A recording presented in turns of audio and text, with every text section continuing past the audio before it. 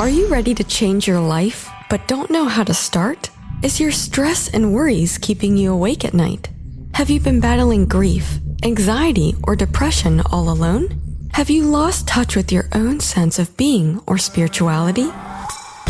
Soul Free Therapies offers professional and affordable live video streaming counseling and coaching services from the comfort of your own home. Sessions offered in English, Spanish, and Portuguese. Go to our website at www.soul-free.com and book your first session today. The Opperman Report is brought to you by Aquadam.net. You can give them a call at 707-764-2119. A flooded home is never easy to deal with. You're left with the mess to clean up, the insurance companies to deal with, and not to mention all the memories, the precious memories that are lost in the flood. You can never replace those. And Aquadam can be a tool in your arsenal to protect your home and property from the floodwaters. The cofferdam is filled with water to control water and is reusable as long as it's taken care of. It can protect your home or business from rising floodwaters like a dam, but without the beavers. It can also be used in construction. If you need an area to be dewatered, an Aquadam can do the job. An Aquadam was used at SeaWorld in Orlando for the Mako roller coaster ride during the coaster's construction by dewatering the work area. An Aquadam is now dewatering the work area at San Antonio SeaWorld for their newest roller coaster ride. An Aquadam has been used in many construction projects all around the U.S. and all around the world. Now give Aquadam a call, 707-764-2119. You can look them up online at aquadam.net. You can find them on Facebook at Aquadam Inc. You call them up, you email them, you tell them Ed Opperman sent you, and they're going to take 10% off the price. Aquadam.net, 707-764-2119. PureSoapFlakes.com, 218-568-2525. Have you ever heard of Castile Soap? Pure Soap Flake Company handcrafts fine soap bars, laundry powder, and concentrated soap flakes using organic vegetable oils from their northern Minnesota facility. Bathe your body and wash your clothes with Pure Soap products that are free of fragrance, GMOs, palm oil, sodium lauryl sulfate, and synthetic additives. Keep it clean, folks. Pure Soap Flake Company products are kind to living creatures and sensitive skin, safe for drains and waterways, and work great in high-efficiency washers and top and front-loading machines.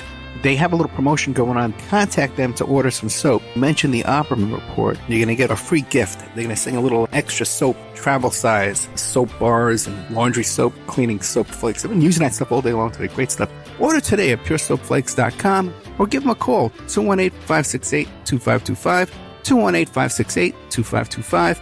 Pure Soap Flake Company is a proud member of the Handcrafted Soap and Cosmetic Guild.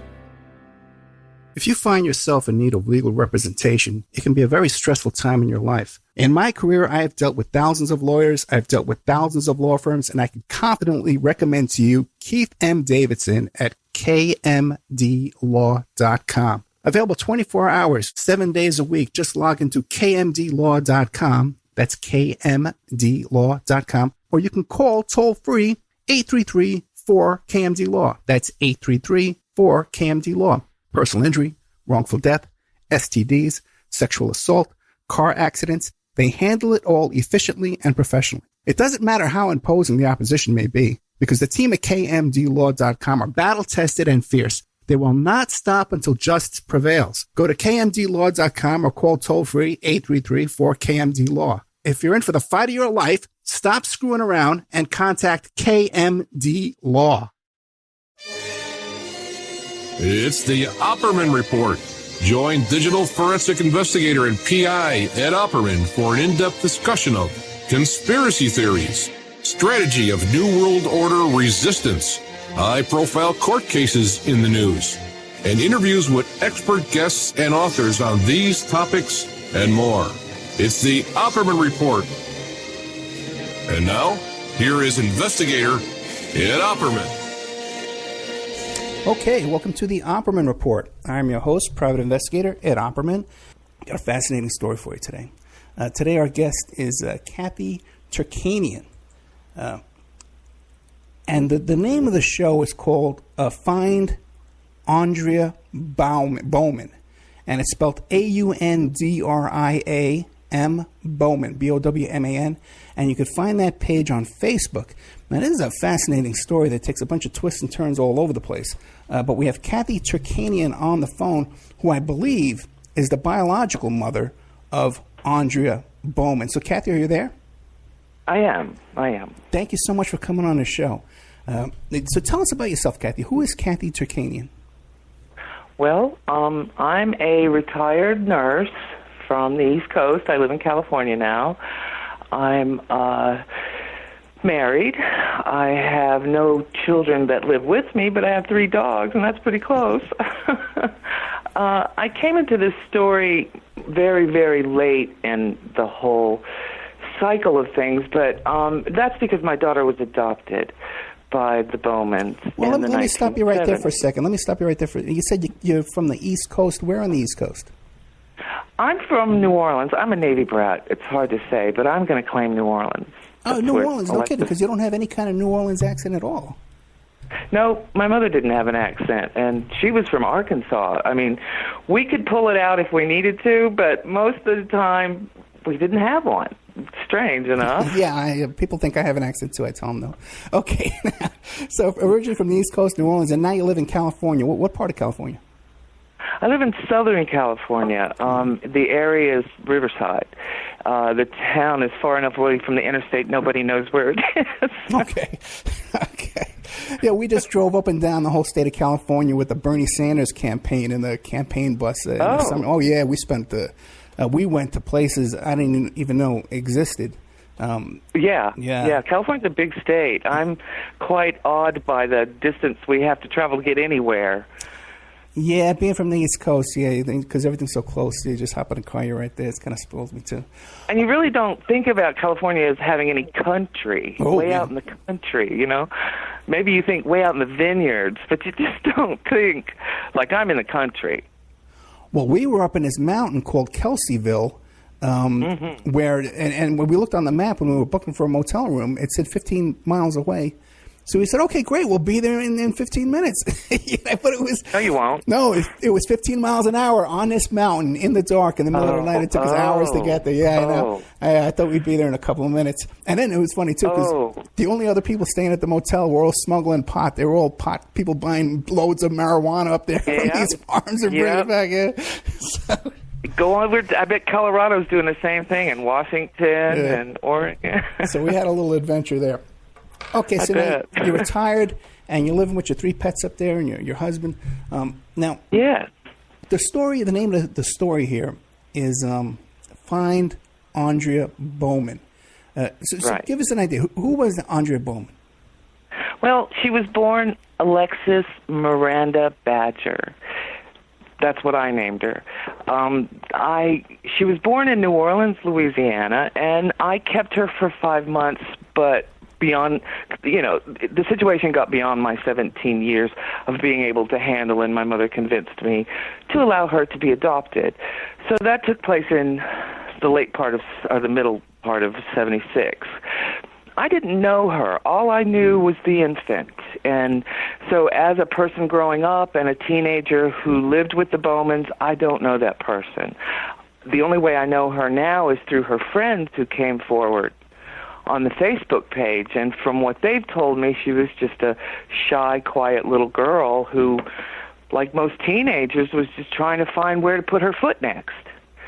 But then I learned some rather disturbing things about her behavior in the last weeks and months before she went missing that put a whole different shine on who she is to me. She had gone to her teacher, and now I believe, from what I'm gathering from the friends that I spoke to of hers, she was more or less cornered by the teachers. She just was... situation looked like it was getting worse and worse, I believe.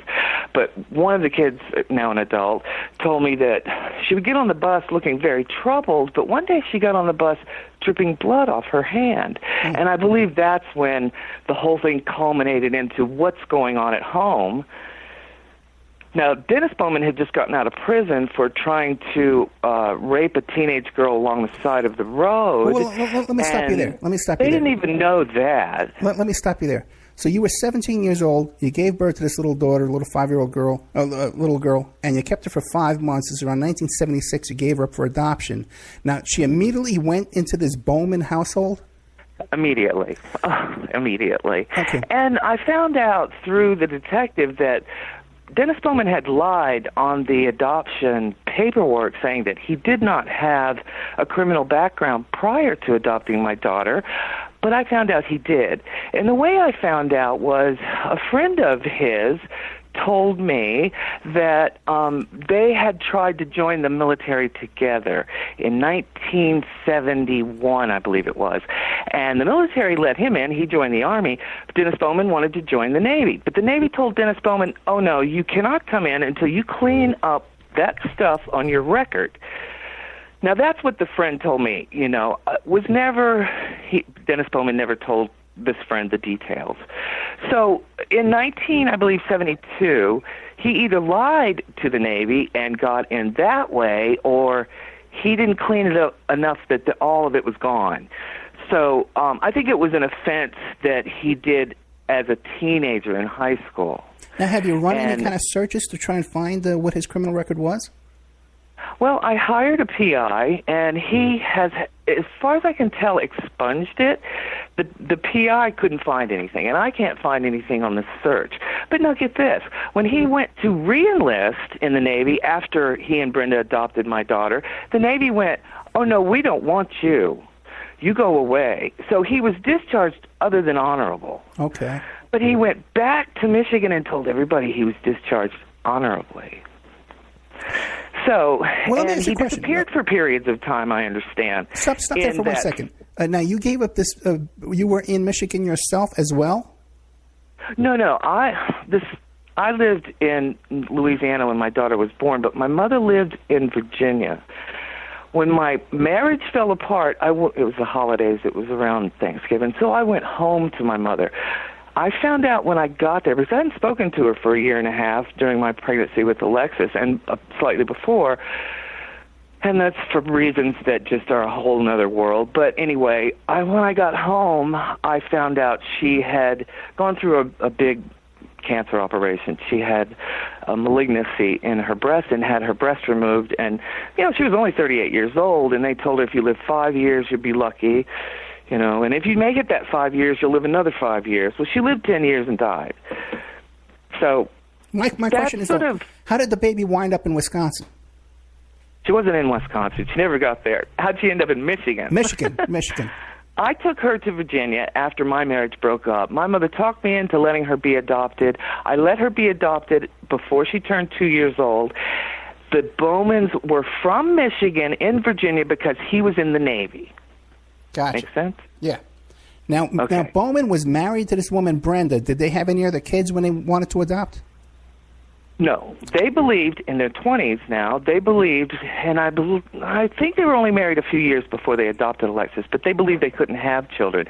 Now, as soon as he got out of prison, she had a baby. Boom. Nothing wrong with them. Well, okay, then wait a second. What did he go to prison for?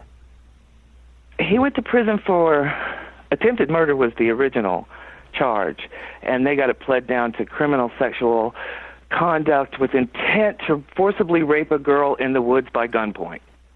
Okay. Now, so he got 10 years for that. Was this a private adoption, or did you go through an agency? What was this? My mother went to Catholic Charities without telling me, laid out my whole life before them and why she believed I shouldn't keep my daughter. Catholic Charities, without talking to me, picked up the phone and called the state. Well, before I knew it, I was being given an option. My mother could take her or the state could take her, okay? Now, I was only 17, but I was married and emancipated. So, but I was afraid, too. I was afraid for both of us, and that's a real wise thing to be at that age, okay? But they played on that, and they played on it to the point of they convinced me. My mother couldn't take her. My mother had totally destroyed my life by the time of 14. There was no way I was going to let her have him, my daughter. So they convinced me that there were people out there that would adopt an infant that would give her everything that any child could possibly want. And I had had the worst childhood you can imagine, so I opted for the unknown. But at the same time, Catholic Charities was also like, they were using the carrot, saying she's going to have a great life, but also they were using a stick, saying that we're going to report you to Child Protective Services and have your kids taken away from you? Yes, sir. Isn't that wonderful? Sir. Would you recommend people go to Catholic Charities today and get involved with them in any way? Actually, they supposedly pulled out the year I learned that this happened. They quit doing adoptions. Just boop, that's it. No more. They couldn't get babies as easily as they used to be able to. Right. Guilt trip people into them and then just outright take them from them. But now they're in the big business of adoption. They own or they're partnered with lawyers who weasel their way. You don't want to get me there. Yeah. Now, we've done a you couple don't want shows. to get me there. Yeah, we've done a couple of shows on that, which is why I brought it up. Now, how long was your baby in the home of Dennis and Brenda Bowman until he went off to prison? 6 years. 6 years. Okay, so she was still only a child. And then he went off and he attempted murder in the woods with some little girl who was about 14 years old as well? That's right. He dropped my daughter off to her first grade class at Catholic church schools, you know, a little pre-K, kindergarten thing. He got on his motorcycle and went about stalking the woods. The roads go way back in the woods of Allegan County and Ottawa. Ottawa County is where he spied this poor little teenage. She was 19 years old, so we're still calling her a teenager. I believe very much that she was still a teenager. Anyway, he passed her on his motorcycle, spied her all alone out in the woods where he was. He turned around. This is all in the court record. He turned around. She was going north. He went south, and, he turned around and followed her and then turned around again and threw his motorcycle out in front of her bicycle, pulled a gun on her, shot at her twice. They never found the gun, but they found the casings. All right. Just where she told him they were. But just as he shot at her, a truck was driving up behind him. She saw it, he didn't. So she took her bicycle and threw it out in front of the truck and ran out in the front of the truck. Now, I talked to this woman, and she told me she'd rather be shot in the back by him than have to go in the woods with him. So he takes off. The truck takes off, takes her home. She calls the police. The police show up at her house. She describes this whole scenario. The policeman puts her in the car, takes her to where they have Bowman stopped on his motorcycle. She IDs him. They take him off. Now, in his possessions, they find a great big knife, too. So that's where that story starts. So crime he gets convicted. ends and he has your daughter for 6 years. He gets convicted, and he goes to prison for 10 years? He goes to prison for 5 years. 5 years. He goes to Jackson, Michigan prison, and they had a riot up there. And he ends up with his records in his lap. And he sends Brenda to a lawyer and tries to plead his case to, I think, either have it thrown out or, I don't know, it's in the court records. I haven't read it recently, so exactly what he was trying to do, I don't remember. What he ended up happening to him is they told him, no, you can't have that thrown out for that reason, and you won't go, or you won't stay in Jackson, you'll go to Kinross Prison, which is up in Concholi, the upper UP of Michigan. And so that's where he went. And I think it was their plan to a degree, the lesser of all the things that could happen. So anyway, Brenda packs up my daughter, who's in the first grade, in Holland, Michigan, and she moves to Kinross is the area, which the house she moves into is less than a half a mile from where he's in prison, while my daughter has to get on a bus at 6 years old, ride 10 miles in the middle of a blizzard to go to elementary school in Rudyard. I mean, it's just horrible. So she does that. She's up there for 5 years. Would have stayed for 10 had he not gotten out. Can't believe it could be for good behavior, but likely it was. And he was paroled and sent back down to where he had offended, because that's what they make you do. And he went to a halfway house. Yeah. My daughter and Brenda stayed up in that area until Alexis got out of school. Now, I'm just placing this together as a timeline because I don't have exact. Let me ask you a question. Have you ever spoken to Dennis Bowman or Brenda Bowman? I've spoken to Dennis. Couldn't keep my temper. Tried my best. Told him, pretty much what I'd learned about him, and that I knew that he was hiding some evil deed. And he said, "Who is this?" And I said, "I'm her mother." And that's about where it ended. Okay, now, both Dennis and Brenda, are they alive today? They are alive today. Now, you said before you hired a PI. Did he ever try and contact these people and talk to them? Actually, he went right to the police department. He was a retired policeman, is a retired policeman, and he went to the police department. He did what really needed to be done.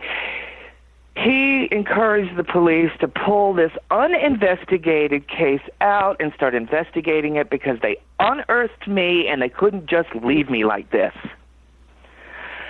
So it cost me a lot of money, but he built me a bridge over time and space. But he never actually he never actually spoke to Dennis or Brenda. Actually, I met Brenda at a Missing in Michigan event where or rather she and her biological daughter showed up to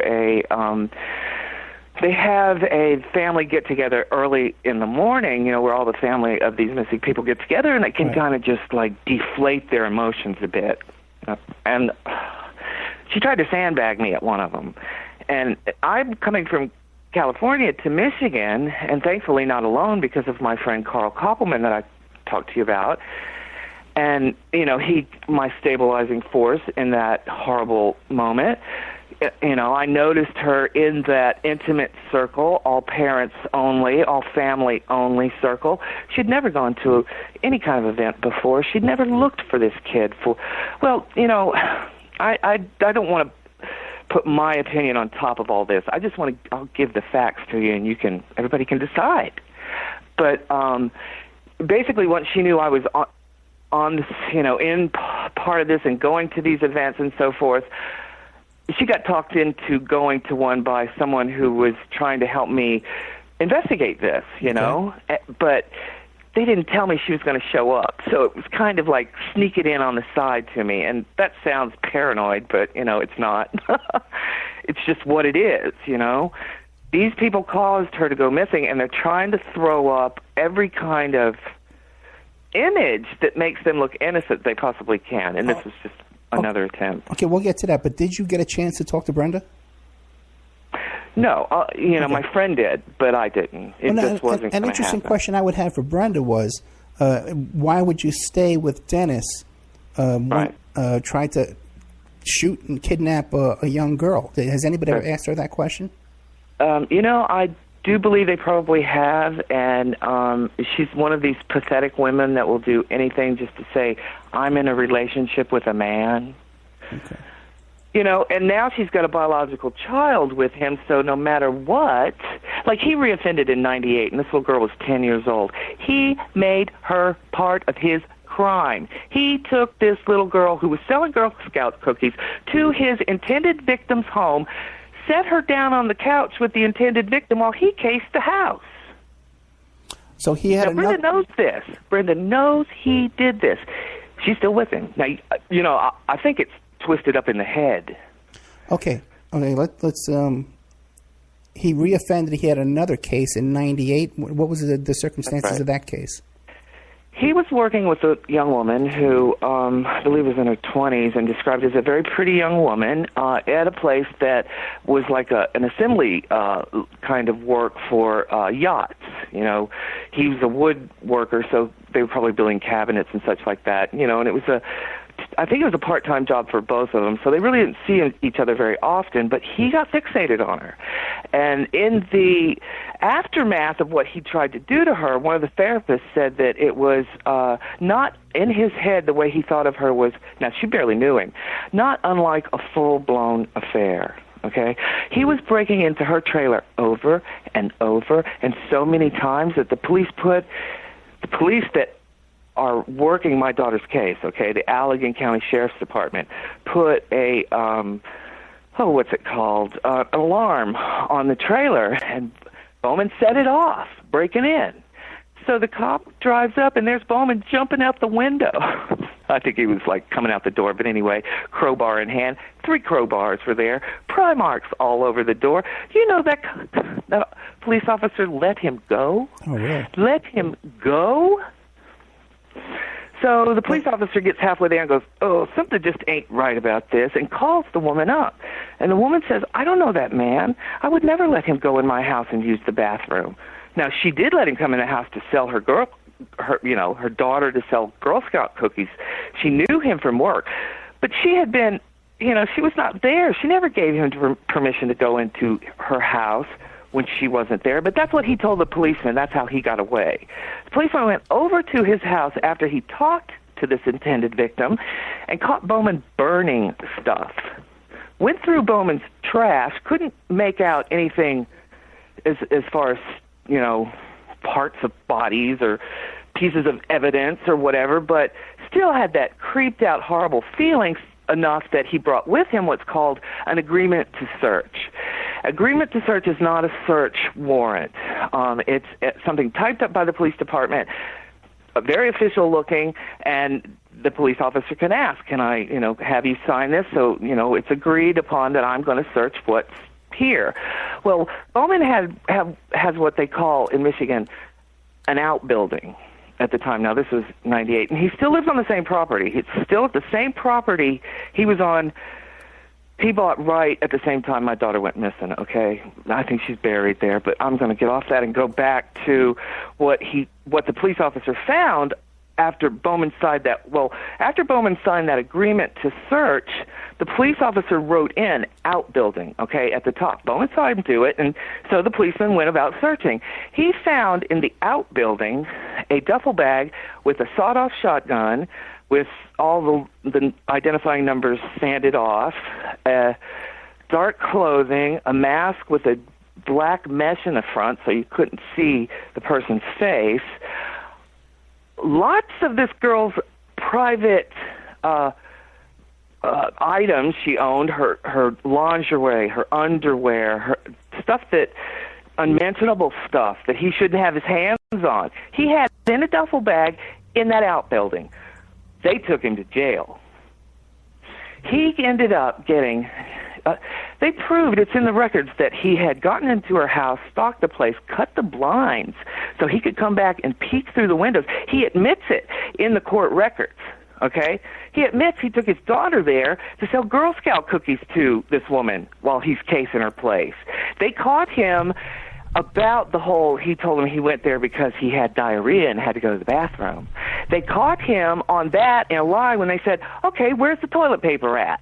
He couldn't tell them. All right, so he's got all these personal items of her. The detective that found me, that wait, let me stop you there for 1 second. Hard. I've been looking for Alexis for years. Wait. Let me stop you right there. Let me stop you right there for a second. His possession that had her stuff in it and the shotgun and so forth is what they call a rape kit. Okay, can you hear me? But because that police officer penciled in outbuilding, they threw it out, all of it. Okay, can I stop you there? The fact that he cut the blinds, all of it. Okay, only charged him with breaking and entering with intent to commit larceny. Okay, can you hear me now? Mm-hmm. Okay. Now, so he got caught with a convicted felon with a shotgun, and he wasn't charged with that. No, he wasn't charged with that. How much time did he get on this second offense? 1 year in jail, time served, 5 years probation, and whatever amount of time in sex offender program. Okay. Now he's still not on a list of anything. He's never been registered as a sex offender. I got to tell you one other story about Dennis Bowman. 10 years later, he tried to reoffend again. His daughter was going to Kalamazoo campus, to a college in Kalamazoo, and I found out through this private detective that Dennis Bowman had to be thrown off the campus over and over and over again. So I'm beginning to think that every 10 years he just can't hold it together anymore. And he goes out stalking. So he was trespassing on his daughter's college campus? Is that what you're saying? Yes, that's right. Okay. That's right. Now, how long was Aundria living with the Bowmans until she went missing? After he got out of prison? Because she lived with him till she was 6, and then he went to prison, and then he got out. She was 11. Okay. She went missing when she was just 14, almost 15. And in the sex of... Oh, I'm sorry. Go ahead. Yeah, was he in prison at the time she went missing, or was he living in the hotel? No, he was out. Okay. He was out on parole for that 81, and she went to her teacher and said, he's molesting me, while he's on parole for that 81 crime, pulling the gun on the girl, trying to shoot her and force her into the woods, or shooting at her to force her into the woods. Okay, let me stop you there. Now, what year? All right. What year was it when she went to her teachers and told them? Was it 1998 when she told the teachers that? No. It was November of '88. In 1988, she went to her teachers and said she was being molested by a man that was still on parole, and no one did anything about it? Exactly. Okay. They sent a truant officer and a social worker out there, and Dennis Bowman and Brenda Bowman just smooched it all over. Said Alexis was a runaway because she was adopted and angry about that. Okay. Now, let me ask you something now. Because that would be like a really simple case, okay? If you got a guy that's on parole, and there's accusations made against him, you can contact the parole officer. They have no rights. You can search their house without a warrant, without anything. It's very easy to get this guy. They didn't do anything. Yeah, very easy to get this guy violated. Now, does this guy have any kind of political connections or anything like that? No. Okay. No. Then just sloppy police work. I don't mean to sound angry. It just really enrages me. No, I understand. So then it's just sloppy police work that no one made an effort, and your daughter just fell between the cracks. Yes, sir. Now that's the story they brought me. That's the story the detective who was trying to ID Racine Jane Doe brought me. And now that's the story I've concluded on my own research. Okay, before we get to that, now these teachers that your daughter was reporting this abuse, have you ever talked to them? No. By the time I found out, it had been 20 years. I understand. Yeah, but even now... But my detective did. My PI did. Okay, good. Do you want to give the name of your PI and give him a plug? I can't. Okay, no problem. I can't. He asked me not to. I can in other circumstances, but not now. Okay, not no problem. Right now. No problem. Okay, so he talked to these teachers and stuff like that. Now, and what kind of response did he get from these teachers to his questions? Well, one of the teachers was 80-something. Okay. And he said basically the response was, I don't remember. Right. Now, he went to the psychiatrist that talked to Bowman in '98 and pointed his finger at Bowman for Alexis having gone missing, and that guy can't find the paperwork. Don't know where it is. Well, okay, it has been like 30 years, 40 years. You can't blame him for that either. Right. Yeah, No, I don't. Yeah, but you said there was an incident where Aundria was getting on the school bus and there were blood on her hands? Right. She was... I set up this Facebook page, and several of her friends that she knew in junior high school and elementary school from Holland and Hamilton, Michigan, contacted me in a private message through that Facebook page. And one of the guys, just a young kid, 12, 13 years old at the time, said that he noticed, she's a pretty little girl, but she was new, and everybody notices the new girl. She always looked troubled. Nobody told me anything but that. She always looked troubled. And one day she got on the bus looking troubled and dripping blood off her hand. Now, she was bleeding or she was in contact with blood?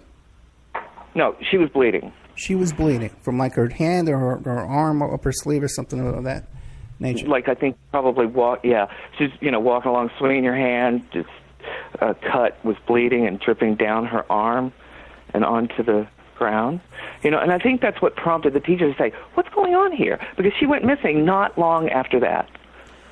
Oh, now, okay, so before we get to that, now there's another thing in the timeline I was reading here, something involving a circus sideshow attraction. How does that fit into this? I was a gorilla girl, okay? Okay, go ahead. That's why I can handle this. I was a runaway. My mother was cruel to me. I had a horrible childhood, reasons I'm not going into. I ran away. That's how I supported myself one summer. I was a gorilla girl. Okay, so you ran away at 14 And I never went unclothed one moment. If that article says that, it's a lie. Okay, wait a second. I didn't read the article. Let's start at this. You ran away from home at 14? Yes. And you went to join the circus? Well, actually, I ran away from home from Virginia, and I hitchhiked to New Orleans. And I got there, it was Mardi Gras time. Okay. No, I didn't actually get the job then. I went to work with a girl that I had met as just a little maid in an apartment complex she lived in. And as time went on, my life changed, and I hooked up with people in the carnival. But I only did it for like 6 weeks, Okay. And I went back to New Orleans, and I supported myself. I ran away from home, and there's a whole story behind that, too. I never lived at home again. My mother had 6 kids. She'd been through 3 marriages. It was a nightmare, blah, blah, blah, blah, blah. Now, as the Gorilla Girl, what were your duties and responsibilities and is your employment as the Gorilla Girl? Let me just say this. Yeah. I wasn't the gorilla. Okay. Actually, my job was an optical illusion. Okay. An optical illusion is, back in those days, at the carnival, the way they set it up, the one I was in, the show I was in, it took a trailer that was about 15 feet long, 20 feet long, and about 10 feet wide, paint the inside of it all black. Put a piece of actually, situate the lights where they only shine at the black wall. No, away from the black wall. Anyway, you put a piece of plexiglass in a 45-degree angle in that box, and the lights will bounce off of that piece of plexiglass and out to the audience. And you have another side, because you cut the box in half. The person standing on the other side, their image, they can't be seen at all because all you can see is the lights bouncing off that glass and my image on it. So as they turn the image down on me and up on the person behind the glass, it looks like on the glass you're merging if you line them up right, If you line the eyes up right and the nose. You're old enough to remember those old black and white movies where the Sure. werewolf became the man again. And the man became the werewolf. So this was an optical illusion that turned you into a gorilla. That's right. Okay. That's right. All right. So once it was done, now this was a real big thing back in the day. This is the only way you could do any kind of, they didn't have films. They didn't have ways of causing this to happen for people to get all worked up about. But anyway, once they completely got rid of the image of me on the plate glass, brought up the lights on the person standing on the other side of the plate glass, then you have the whole gorilla, okay? The image of me in the bathing suit has faded away, and the gorilla's image has come up. Well, they've ballyed this, what they call in carnival ballying. They talk about this gorilla's chained inside this box. He can't get out. But he jumps away from the wall. He squeezes around the glass. He grabs a hold of the bars of the cage, and he shakes them, okay? And it's not locked. It's not electronically locked. He throws the gate open, and he runs out on stage, and everybody runs out of the tent. And that's the show. Okay, well, that sounds like a lot of fun. Okay. It was funny. Yeah. It was 1974. I can't tell you how many tents I emptied, okay? 72. Now, that's one of those experiences that, it's a great memory. It's a fun lifetime, especially back in the 70s, a whole different Oh, my kind gosh, of world. it was hilarious. Okay. Everybody was so comical. Now, we're at the break. We're at the 30-minute break here, so I want to take a little commercial break. When we come back, I'm going to ask you about the situation of Aundria turning up missing from the Bowman home and what their official story was and all that. So we're going to be taking a 5-minute commercial break. Now, you won't be able to hear the ad, and we won't be able to talk during the commercial break either. But we'll be back in about 5 minutes from now. We're speaking with Cathy Terkanian, and the Facebook page is called Find Aundria Bowman, AUNDRIAM Bowman, BOWMAN.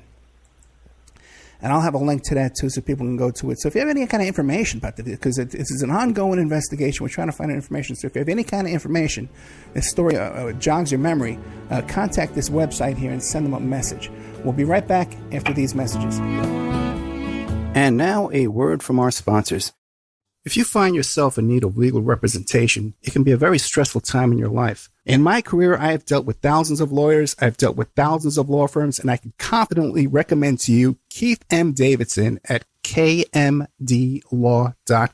Available 24 hours, 7 days a week. Just log into kmdlaw.com. That's kmdlaw.com. Or you can call toll-free 833-4KMD-LAW. That's 833-4KMD-LAW. Personal injury, wrongful death, STDs, sexual assault, car accidents. They handle it all efficiently and professionally. It doesn't matter how imposing the opposition may be, because the team at kmdlaw.com are battle-tested and fierce. They will not stop until justice prevails. Go to kmdlaw.com or call toll-free 833-4KMD-LAW. If you're in for the fight of your life, stop screwing around and contact KMD Law. Are you ready to change your life, but don't know how to start? Is your stress and worries keeping you awake at night? Have you been battling grief, anxiety, or depression all alone? Have you lost touch with your own sense of being or spirituality? Soul Free Therapies offers professional and affordable live video streaming counseling and coaching services from the comfort of your own home. Sessions offered in English, Spanish, and Portuguese. Go to our website at www.soul-free.com and book your first session today. The Opperman Report is brought to you by Aquadam.net. You can give them a call at 707-764-2119. A flooded home is never easy to deal with. You're left with the mess to clean up, the insurance companies to deal with, and not to mention all the memories, the precious memories that are lost in the flood. You can never replace those. And Aquadam can be a tool in your arsenal to protect your home and property from the floodwaters. The cofferdam is filled with water to control water and is reusable as long as it's taken care of. It can protect your home or business from rising floodwaters like a dam, but without the beavers. It can also be used in construction. If you need an area to be dewatered, an Aquadam can do the job. An Aquadam was used at SeaWorld in Orlando for the Mako roller coaster ride during the coaster's construction by dewatering the work area. An Aquadam is now dewatering the work area at San Antonio SeaWorld for their newest roller coaster ride. An Aquadam has been used in many construction projects all around the U.S. and all around the world. Now give Aquadam a call, 707-764-2119. You can look them up online at aquadam.net. You can find them on Facebook at Aquadam Inc. You call them up, you email them, you tell them Ed Opperman sent you, and they're going to take 10% off the price. Aquadam.net, 707-764-2119. PureSoapFlakes.com, 218-568-2525. Have you ever heard of Castile Soap? Pure Soap Flake Company handcrafts fine soap bars, laundry powder, and concentrated soap flakes using organic vegetable oils from their northern Minnesota facility. Bathe your body and wash your clothes with Pure Soap products that are free of fragrance, GMOs, palm oil, sodium lauryl sulfate, and synthetic additives. Keep it clean, folks. Pure Soap Flake Company products are kind to living creatures and sensitive skin, safe for drains and waterways, and work great in high-efficiency washers and top and front-loading machines. They have a little promotion going on. Contact them to order some soap. Mention the Opperman Report. You're going to get a free gift. They're going to send a little extra soap, travel size, soap bars and laundry soap, cleaning soap flakes. I've been using that stuff all day long today. Great stuff. Order today at puresoapflakes.com or give them a call, 218-568-2525, 218-568-2525. Pure Soap Flake Company is a proud member of the Handcrafted Soap and Cosmetic Guild. It's the Opperman Report. And now, here is investigator Ed Opperman. Okay, welcome back to the Opperman Report. I'm your host, private investigator Ed Opperman. Don't forget our newest sponsor, pscoco.com, Phoebe Sod's Cocoa site, her chocolate website where you can get all kinds of silky smooth chocolates. We're here today with Cathy Terkanian, and we're talking about the story of the website called Find Aundria M. Bowman. Cathy Terkanian is also known as the Gorilla Girl in a former life. Today, she's living in California and so kind to share this story with us. Cathy, are you there? Yeah, I'm there. Yep. Okay. Or I can call you Gorilla Girl if you want. Now, we get into the part of the story. I won't answer you, but you can go ahead. Okay. I got listen. I can tease you a little bit. Okay. Yeah. A little bit. I've had my own adventures too. Let me tell you. I ran with the bulls, and I would have loved to spend some time with the circus or the carnival or something like that. I've always wanted to get one of those booths down at Seaside Heights where they throw the darts at the balloons or something like that. I'd love to do that. Is that in New Jersey? Yeah, down in Seaside Heights, New Jersey. I would love to do that. I always wanted, my whole life growing up on the East Coast, to one summer get one of those booths and just, step right up. It's fun. I know, it's fun. yeah. You just live in a different world. Yeah, especially back in the 70s or 80s when it was actually fun. Oh, yes, sir. Yeah, now it's... We traveled in it was like a rinky-dink show. It wasn't anything big. And they had what they called the black lots, literally, and the white lots, literally. Oh, yeah. And the white lots always played on the concrete tops, and we always played the dirt tops, because the black lots were black folks in the South. And they segregated themselves. I don't know why. I don't care why. That's just what happened, But I ate some of the best barbecue and scared as many people as I possibly could. Fascinating. Yeah, a whole different world back in those days. People don't realize. Yes, sir. Yeah. It was. It was a different world in the South. Yeah. Now give us an idea. Now, just to recap the story. You were 17 years old. You give birth to this daughter. You were married, but you gave birth to this daughter. The mother put pressure on you. Catholic Charities put pressure on you. You gave up the daughter to adoption. She wound up in the home of this Dennis Bowman and Brenda Bowman. And it turns out later on, Dennis Bowman had some serious convictions here for attempted rape and kidnapping with a weapon, and this other thing, breaking and entering, and with a defaced shotgun. Charges dropped. Now, how did it come about that this young girl, Aundria Bowman, turns up missing? Well, she had told her teacher that she was being molested, and I can only think from his background, sexually molested. That teacher got in touch with the truant officer for both schools in Holland and Hamilton. In turn, that truant officer got in touch with a social worker, and they went out to the Bowmans. And they said, look here, this daughter, or your daughter's saying XYZ about you, and the story the Bowmans gave these people, now Alexis wasn't there, but the Bowmans were interviewed together, right, was that she was angry and basically acting out because she'd found out she was adopted. He denied, of course, molesting her, and I don't know why, but they sent her back without checking who he was and that he was on parole for a sexual crime, and that he had gotten 10 years for this crime because he pulled a gun on a teenage girl and shot at her. And so, that was overlooked completely for 20 years. Even when he reoffended in 1998, and he wrote a plea letter to the judge. And the plea letter, he uses his daughters again, and this time he uses them in the plea letter in that he says he has two daughters, one 25, and Alexis was only 24 at the time, and the other one 11, and that they had been such a influence of him growing up, and he matured so much, and blah, I don't know the exact wording he put, but he failed to mention that Alexis, that's the name I gave her and used, Aundria, had been missing for 10 years. He failed to mention that in that plea to that judge, and the plea was to get him from going back to prison for many years for what they caught him in possession of, just that sawed-off shotgun. I have a list of all the charges. He would have spent 2 lifetimes in jail.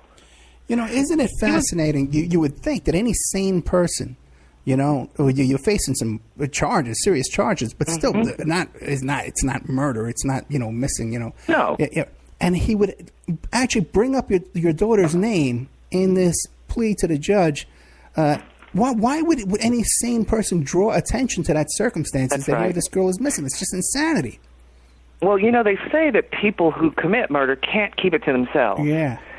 They have to find a way to let it out. When he was in the court took in consideration that he had this young daughter and that she was going to fall on such hard times if he went to prison. So they decided, okay, we'll do this. We'll put him a year time served, because they kept him in there a year deciding this.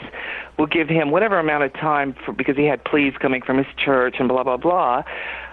Oh, my God. And that, they would let him time served. He would go to sex offender program for I don't know how long, and then spend 5 years on probation, okay? So that was what he was eventually given as a sentence for breaking into that woman's trailer. While he was in the sex offender program, the therapist keyed on what he had said to in the plea about Alexis. He had said something about a girl who went missing, yet didn't say she was missing. So he questioned Bowman. Now, I'm only putting that together in my own head that seems logical to me, what brought up the whole conversation, because we found out, and we only have a piece of this therapist's report, that when he talked to Bowman about Aundria having gone missing, Bowman always ended the conversation saying, all the evidence is lost. Now, that coupled with the age that Alexis went missing. She went missing, according to this therapist, at the same time Bowman's problems as a teenager started to come together. Interesting. Okay? He is a sociopath. He is a pathological sociopath. He doesn't exist inside that body.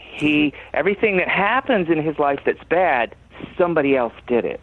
That's how he remains able to basically live with a conscience that doesn't, run out and say, I murdered a teenage girl, okay? But it slips through the cracks, And when he said all the evidence is lost, a chill went up that therapist's back.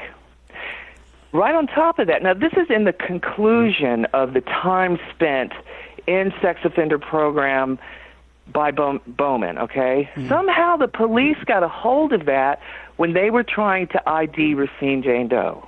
Before we get to that, I have a couple of questions. Now, when Alexis turns up, supposedly runs away, did they make a report to the police saying, hey, our adopted daughter just ran away?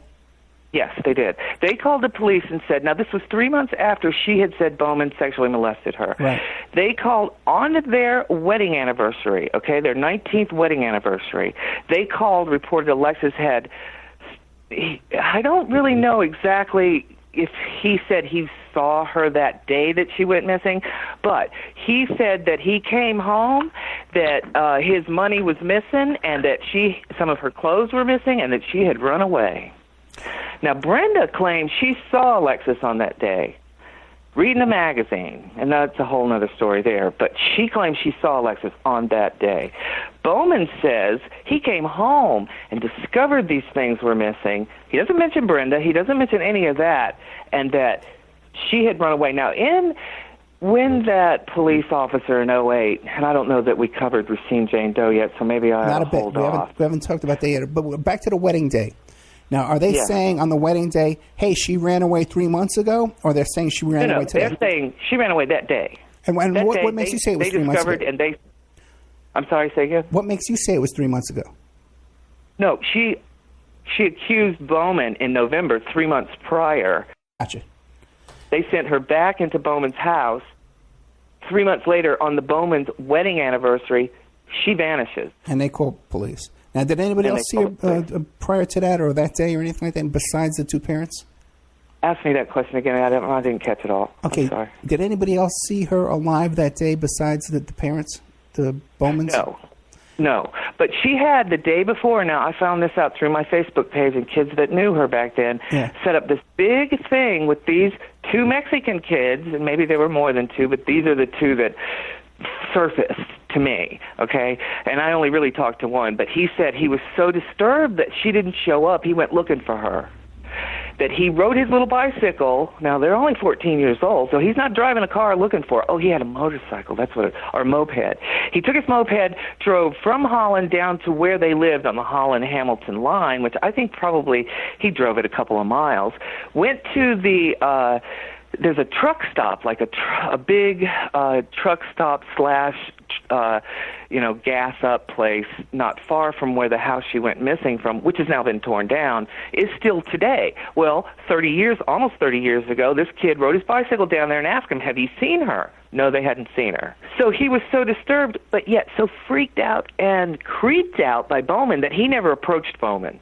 Now, I believe what happened is, like when he was stalking his daughter's college campus, he was stalking Alexis' high school campus, and he disapproved of her hanging out with these Mexican kids. And there's a whole other story behind that. We'll get to it. That's interesting. Now, are there any friends of hers from that time who said, yes, she was planning on running away or anything like that at all? Well, Brenda, interestingly, in the weeks, and actually it spanned over quite a bit of time because then everything became electronic and she started noticing things that she contacted the police about. But through my private detective, I found out every sighting that was reported to the police of Alexis in Holland or otherwise was called in by Brenda Bowman. Oh, so she was making these calls and reporting sightings. That's right. Oh, boy. None confirmable. As a matter of fact, my PI, myself, and Carl Koppelman kind of started talking to those people, and I talked to the woman that convinced me that it wasn't Alexis because I asked her, how tall was this girl? And she said 5'11". My daughter was 5'6". Oh, Kathy, thank you, listen, thank you so much, Kathy, okay? And I really appreciate this. Listen, and if you want me to talk to this guy, Carl Koppelman, I will. Yeah. And how can people get a hold of you? Through that Facebook page. Which is fine, Aundria Bowman. That's right. Or Facebook me. Cathy Terkanian, thank you so much. Thank you so much. Thank your audience, too. And now a word from our sponsors. Emailrevealer.com. People ask me all the time, hey Ed, are you still a private investigator? I sure am. Go to emailrevealer.com. We handle adoption investigations, infidelity investigations, where you give us your spouse's email address. We trace it back to online dating websites, catch them cheating online. Email tracing, locate or identify somebody from as little as an anonymous email address. Someone owe you money? Back child support? We can find that deadbeat, locate his hidden assets, locate his hidden bank accounts, find his current place of employment, and even assist you in obtaining a judgment and recover that judgment for you. Emailrevealer.com. Digital forensics, computer forensics, cell phone forensics, recover deleted text messages. Create a report that you can use in court. Emailrevealer.com. 800-572-9762. The Opperman Report is brought to you by Aquadam.net. You can give them a call at 707-764-2119. A flooded home is never easy to deal with. You're left with the mess to clean up, the insurance companies to deal with, and not to mention all the memories, the precious memories that are lost in the flood. You can never replace those. And Aquadam can be a tool in your arsenal to protect your home and property from the floodwaters. The cofferdam is filled with water to control water and is reusable as long as it's taken care of. It can protect your home or business from rising floodwaters like a dam, but without the beavers. It can also be used in construction. If you need an area to be dewatered, an Aquadam can do the job. An Aquadam was used at SeaWorld in Orlando for the Mako roller coaster ride during the coaster's construction by dewatering the work area. An Aquadam is now dewatering the work area at San Antonio SeaWorld for their newest roller coaster ride. An Aquadam has been used in many construction projects all around the U.S. and all around the world. Now give Aquadam a call, 707-764-2119. You can look them up online at aquadam.net. You can find them on Facebook at Aquadam Inc. You call them up, you email them, you tell them Ed Opperman sent you, and they're going to take 10% off the price. Aquadam.net, 707-764-2119. Have you ever thought about opening your own mobile cart or kiosk business? Maybe the facility you manage could establish new revenue by adding coffee, food, or retail services. Cart King International can be the answer to your needs. Cart King is a North American designer and manufacturer of the finest mobile coffee, food, and retail carts and kiosks. Cart King has been working with clients and corporations across North America for 20 years, providing innovative designs, custom manufacturing, and timely delivery. Carts and kiosks are fun, and so are the dozens of designs on our website. Please visit us today at www.cart-king.com or just call us at 1-877-986-7771 and get your sales rolling. If you find yourself in need of legal representation, it can be a very stressful time in your life. In my career, I have dealt with thousands of lawyers, I've dealt with thousands of law firms, and I can confidently recommend to you Keith M. Davidson at kmdlaw.com. Available 24 hours, 7 days a week. Just log into kmdlaw.com. That's kmdlaw.com. Or you can call toll-free 833-4KMD-LAW. That's 833-4KMD-LAW. Personal injury, wrongful death, STDs, sexual assault, car accidents. They handle it all efficiently and professionally. It doesn't matter how imposing the opposition may be, because the team at kmdlaw.com are battle-tested and fierce. They will not stop until justice prevails. Go to kmdlaw.com or call toll-free 833-4KMD-LAW. If you're in for the fight of your life, stop screwing around and contact KMD Law. PureSoapFlakes.com, 218-568-2525. Have you ever heard of Castile Soap? Pure Soap Flake Company handcrafts fine soap bars, laundry powder, and concentrated soap flakes using organic vegetable oils from their northern Minnesota facility. Bathe your body and wash your clothes with Pure Soap products that are free of fragrance, GMOs, palm oil, sodium lauryl sulfate, and synthetic additives. Keep it clean, folks.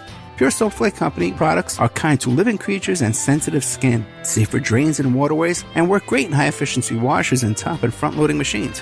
They have a little promotion going on. Contact them to order some soap. Mention the Opperman Report. You're going to get a free gift. They're going to send a little extra soap, travel size, soap bars and laundry soap, cleaning soap flakes. I've been using that stuff all day long today. Great stuff. Order today at puresoapflakes.com or give them a call, 218-568-2525, 218-568-2525.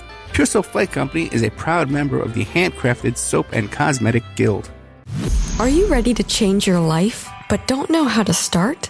Is your stress and worries keeping you awake at night? Have you been battling grief, anxiety, or depression all alone? Have you lost touch with your own sense of being or spirituality? Soul Free Therapies offers professional and affordable live video streaming counseling and coaching services from the comfort of your own home. Sessions offered in English, Spanish, and Portuguese. Go to our website at www.soul-free.com and book your first session today.